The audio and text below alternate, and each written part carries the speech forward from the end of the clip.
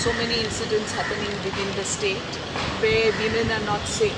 So we should not further expose ladies to, untoward incidents, and therefore the right thing to do is to ensure that women are not made to work in the night shift. Do you fear concern for their security or what it is? So they can't work at night?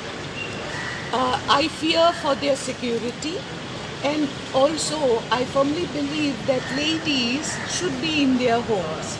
They are mothers, they have so many responsibilities, and the children are there. Without the mother, the children are lost, in the house. They feel they don't know what to do. So the presence of the mother in the house is very essential, especially when children have to go to school. Okay, and the mother has to be there at home to get them ready for school the next day. Ma'am, any reason that when you have your own government, you have not got this to the issue or not objected to the bill being passed?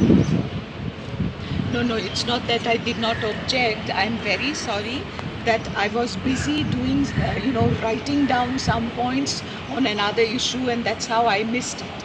Yes, in fact, I'm very upset about it. It was a very short discussion, but I missed it, and I really apologize. But definitely, I firmly believe that ladies should not be made to work in the night shift. One, for their security reason. Two, because their presence is also very essential in the home.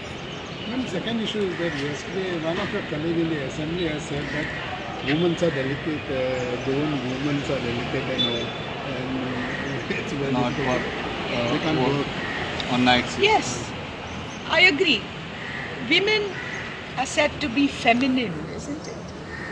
And femininity means they are fragile compared to their counterpart. Okay, so definitely, I don't think it is fair to make the lady go through this hardship of having to work in the night.